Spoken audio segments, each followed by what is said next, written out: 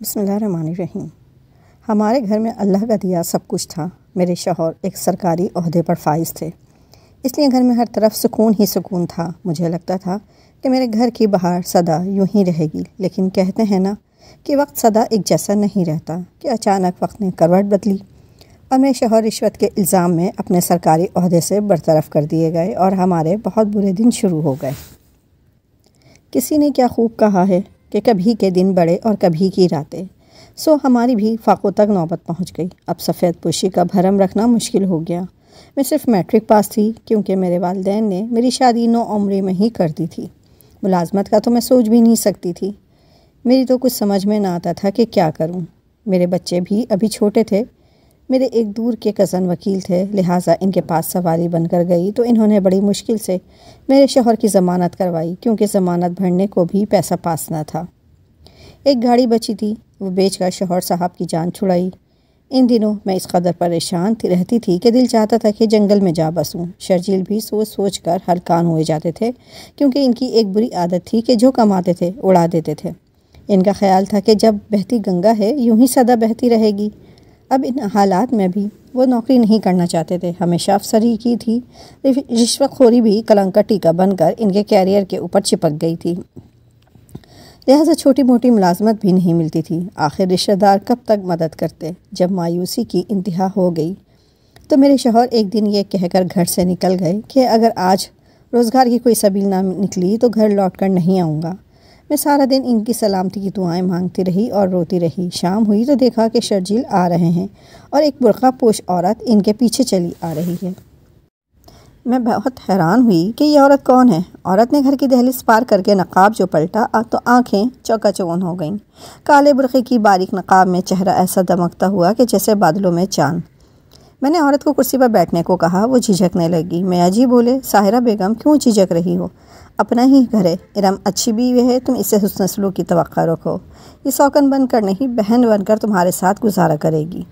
شوہر کے منہ سے الفاظ سن کر مجھ کو چکر سا آ گیا۔ جہاں کھڑی تھی وہاں ہی بیٹھ گئی۔ پہلے تو سمجھی کہ میں خواب کی حالت میں ہوں۔ سوکن کا لفظ پگھلا ہوا سیسا بن کر کانوں میں اتر گیا۔ یا خدا، یہ کیسا عذاب نازل ہو گیا مجھ پر اور میرے بچوں پر۔ میں نے تو خوشحالی کی دعا مانگی تھی اور پڑ گئی مجھ پر سوتن کی صورت یہ مصیبت۔ تھوڑی دیر تو بیڈ کی پٹی پر گمسم بیٹھی رہی۔ تھوڑی دیر کے بعد شرجیل نے جھنجھوڑا، ارم کیا ہوا ہے؟ اگر یہ آ گئی ہے تو اپنی قسمت ساتھ لائی ہے، اور ہر کوئی اپنی قسمت کا کھاتا ہے۔ تیری قسمت اور تیرے بچوں کے نصیب پر تو مہر لگ گئی ہے۔ اس کو اس وجہ سے ساتھ لے کر آیا ہوں کہ شاید اس کے نصیب سے ہمیں اور ہمارے بچوں کو کچھ کھانے کو مل جائے۔ اور ہوا بھی یہی۔ ساحرہ بڑی بھاگوان نکلی۔ اس کے آتے ہی ہماری تنگ دستی اس کا روشن چہرہ دیکھ کر بھاگ گئی۔ ساحرہ کسی کمپنی میں جاب کرتی تھی، لیکن وہ ملازمت پر اس طرح تیار ہو کر جاتی تھی کہ جیسے کسی شریف اور باحیا عورت زبردستی بناؤ سنگھار پر مجبور کر کے ڈیوٹی پر بھیجا جا رہا ہو۔ میک اپ سے سجا چہرہ، شوق لباس پہن کر شام کو ڈیوٹی پر چلی جاتی تو صبح کو لوٹتی، آتے ہی بیڈ پر پڑ کر سو جاتی۔ میں نے شرجیل سے پوچھا، آخر یہ کیسی ملازمت ہے؟ بولے، ایک بڑی کمپنی میں ریسیپشنسٹ ہے۔ یہ ملٹی نیشنل کمپنی ہے، لیکن ڈیوٹی رات کو کرنا پڑتی ہے، اس لیے تنخواہ بھی بہت اچھی ہے۔ میں نے کہا، لیکن کیوں؟ یہ تو عورت ذات ہے، مستقل رات کی ڈیوٹی کیوں لگائی ہے؟ تو میرے میاں نے بتایا کہ وہ اس لیے کہ اکثر یورپی ممالک میں جہاں دن ہوتا ہے تب ہمارے ملک میں رات ہوتی ہے، اس وجہ سے تو یہاں رات کو کام کرنا پڑتا ہے۔ مجھ کو شرجیل کی یہ بات سمجھ میں نہ آئی تو چپ ہو رہی۔ رات کو تو وہ میرے پاس ہی ہوتے تھے، پھر بھلا مجھے اس سے کیا تکلیف تھی؟ وہ میرے گھر بار کے کسی معاملے میں دخل نہ دیتی تھی، صرف دوپہر کا کھانا کھاتی اور صبح کا ناشتہ اور رات کا کھانا اس کا باہر سے ہوتا تھا۔ وہ ہم سے کچھ نہ مانگتی، نہ کبھی جھگڑے والی بات کی۔ چند دن میں مجھ کو اس کے بارے میں جو خدشات تھے وہ دور ہو گئے۔ شرجیل سے اس کا تعلق بس صرف بات چیت کی حد تک تھا، باہر کہیں ملتے ہوں تو خدا معلوم۔ میں نے کبھی ان کی جاسوسی نہیں کی اور نہ ہی کبھی ضرورت محسوس کی۔ میں تو گھر کی 4 دیواری میں رہنے والی عورت تھی۔ چھٹی والے دن وہ اپنے کاموں میں مصروف ہو جاتی، میلے کپڑے دھوبی کو بھجواتی، کپڑے استری کر کے الماری میں رکھتی، جب دل کرتا تو اپنی پسندیدہ ڈش بنا لیتی اور میرے ساتھ کاموں میں ہاتھ بٹانے کی بھی کوشش کرتی۔ یوں لگتا ہے جیسے وہ کوئی نیک روح ہو۔ اس کے قدم ایسے مبارک تھے کہ ہمارے گھر میں دولت کی ریل پیل ہو گئی۔ اس کے آنے کے بعد سے کسی چیز کی کمی نہیں رہی۔ میرے بچے اچھے سے اچھا کھاتے، عمدہ سے عمدہ پہنتے۔ مجھے نہیں معلوم اس کی تنخواہ کتنی تھی۔ وہ اپنی تمام کمائی میرے شوہر کے ہاتھ میں رکھ دیتی تھی۔ میں نے کبھی ان معاملات میں دخل نہ دیا۔ میرے گھر کی تنگ دستی اور فاقے دور ہو گئے تھے، مجھے آم کھانے سے مطلب تھا، نہ کہ پیڑ گننے سے۔ میں اب بھی بہت خوش تھی۔ اب اگر قسمت میں سوتن ہی لکھی تھی تو اس سے اچھی سوتن کہاں مل سکتی تھی، جو کماؤ بھی تھی اور میرے شوہر سے دور بھی رہتی تھی۔ شرجیل کا کہنا تھا کہ یہ بے سہارا اور مجبور ہے۔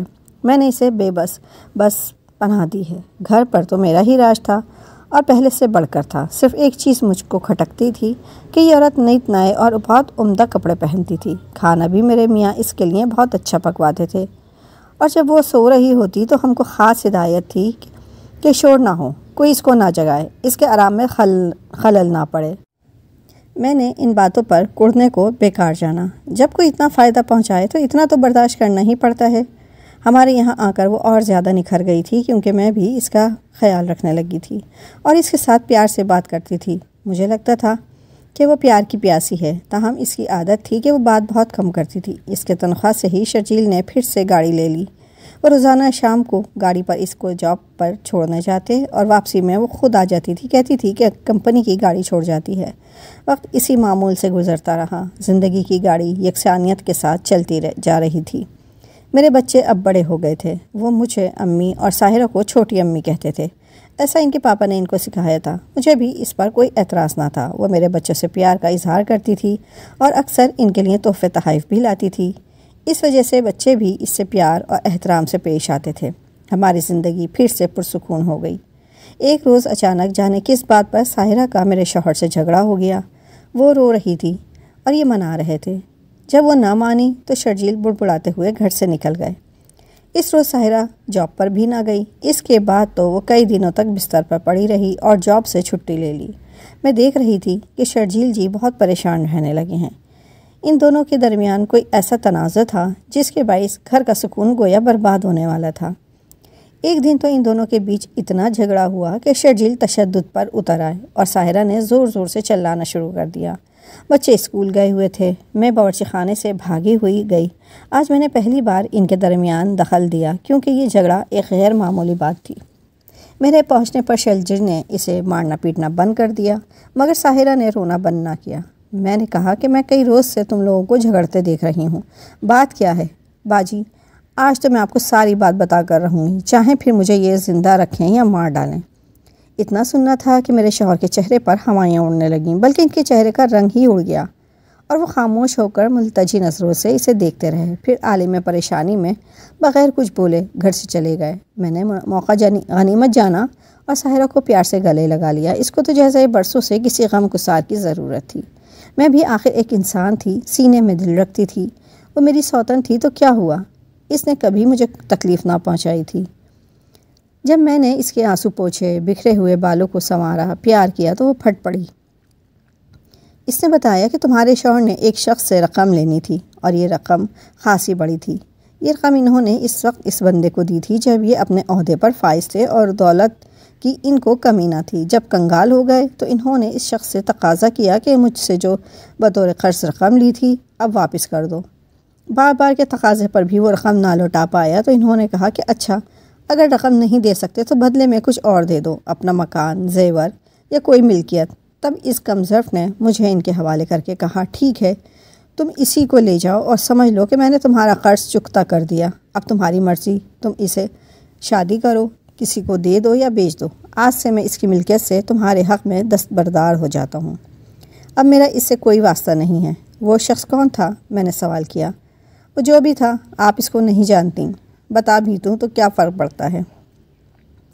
وہ میرے والد کا ایک دشمن تھا اور اس نے مجھے بچپن میں اغوا کر لیا تھا۔ جب تک اس کی ماں زندہ رہی میں محفوظ رہی۔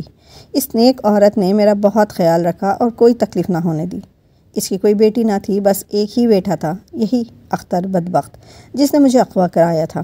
جب میں 17 برس کی ہو گئی تو اس کی ماں فوت ہو گئی اور یہ آدمی جو بدقماش تھا، اسے جوئے کی بری لت بھی تھی۔ اس نے اپنی ساری دولت جوئے میں ہار دی۔ بہرحال تمہارا شوہر مجھے لے کر گھر آ گیا، مگر پہلے سمجھا دیا کہ میری بیوی کو یہی بتانا کہ تم میری دوسری بیوی ہو، حالانکہ تمہارے شوہر نے مجھ سے کبھی نکاح نہیں کیا۔ اختر نے مجھے اپنے دوستوں کو خوش کرنے کے لیے رکھا ہوا تھا، مگر تمہارے شوہر نے تو بے حیائی کی حد کر دی۔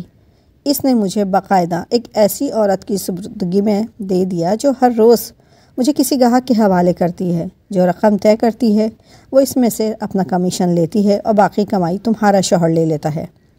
اس نے مجھے باقاعدہ کمائی کا ذریعہ بنا لیا ہے۔ میرے والدین نے تو غم میں چل بسے تھے، دنیا میں میرا کوئی نہیں ہے۔ یہ راز میرے سینے میں دفن تھا۔ میں تمہارے گھر میں رہ کر اس ماحول سے مانوس ہو گئی۔ میری شدید خواہش تھی کہ میرا بھی گھر ہو، بچے ہوں جو امی کہیں۔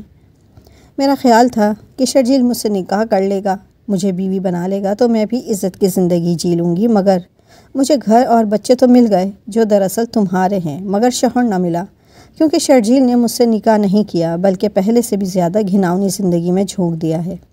رہی اولاد کی خواہش، تو جو عورت کبھی کسی کی دلہن نہ بنی ہو، جسے کبھی بیوی کا رتبہ نہ ملا ہو، بھلا اس کو اولاد پیدا کرنے کا کیا حق ہے؟ ایسے بچے ہو بھی جائیں تو ان پر کس کی ولدیت کا لیبل لگے گا؟ بس اسی سوال پر ہمارے درمیان جھگڑا ہوا۔ میں نے اس ظالم لالچی انسان سے کہا کہ تمہاری خاطر میں خاموش رہی، کیونکہ میرا کوئی گھر نہیں تھا۔ میں نے اس گھر کی چھت کے لیے ہر ظلم برداشت کیا اور تم نے میری عزت کے بدلے دام کھڑے کیے۔